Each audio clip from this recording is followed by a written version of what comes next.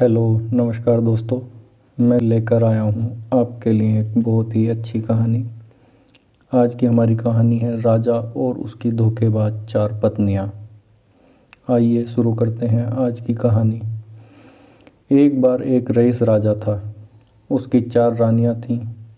वो अपनी चौथी रानी को सबसे ज़्यादा प्यार करता था और उसे महंगे कपड़ों से लादे रहता था, बेहतरीन खाना खिलाता था, अच्छी अच्छी जगह घुमाता था। वो अपनी तीसरी पत्नी से भी बहुत प्यार करता था और उसका आसपास के राज्यों में बखान भी करता था, मगर उसे डर था कि वो एक दिन किसी और के लिए उसे छोड़ देगी। वो अपनी दूसरी पत्नी से भी प्यार करता था और वो उसकी हमराज भी थी। उसके साथ हमेशा सहानुभूति, इज्जत और धैर्य से रहती थी। जब भी राजा को कोई परेशानी होती, वह उससे के पास जाता, उसे बताता और वह उसकी परेशानी का कुछ ना कुछ हल ज़रूर बताती थी। राजा की पहली पत्नी राजा की सबसे वफादार पत्नी थी और राज्य, उसकी दौलत आदि को बढ़ाने में बहुत मदद करती थी, मगर वह अपनी पहली पत्नी से प्यार नहीं करता था।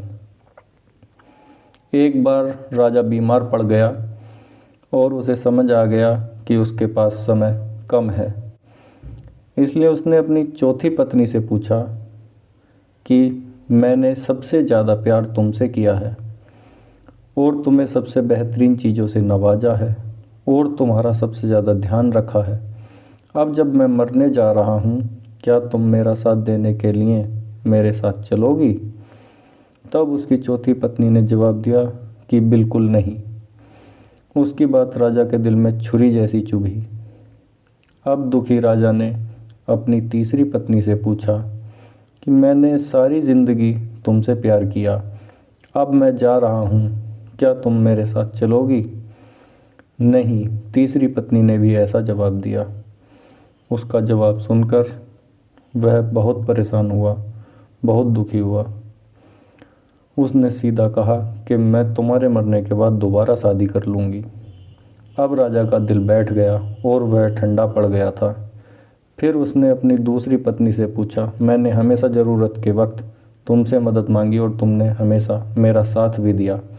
जब मैं मरूंगा तो क्या तुम मेरा साथ देने मेरे साथ आओगी? दूसरी पत्नी ने कहा, माफ़ करना, इस बार मैं तुम्हारी मदद नहीं कर सकती। ज़्यादा से ज़्यादा मैं तुम्हें तुम्हारी कब्र तक छोड़ सकती हूँ। उसका जवाब बिजली की तरह राजा को लगा और वह बहुत दुखी हो गया। तभी एक आवाज़ आई, मैं आपके साथ चलूँगी और जहाँ आप जाएंगे वहाँ तक चलूँगी। राजा ने नज़र घुमाई तो उसकी पहली पत्नी उसके सामने खड़ी थी। वह बहुत कमज़ोर थी क्योंकि वह कुछ खाती पीती नहीं थी।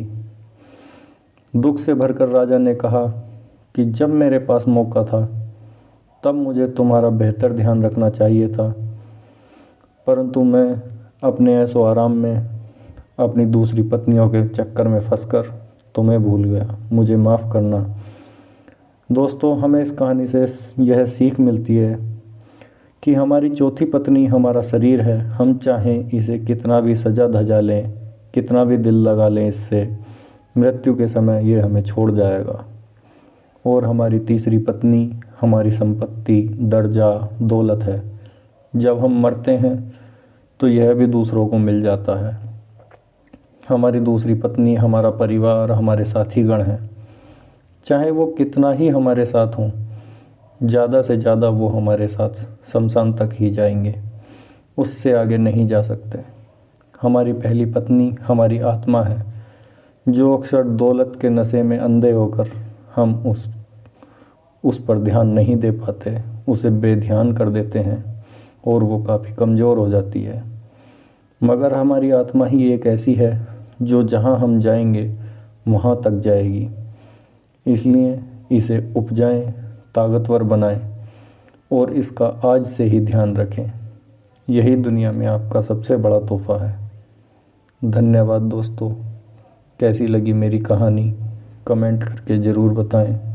चैनल को लाइक, शेयर, सब्सक्राइब करें। धन्यवाद।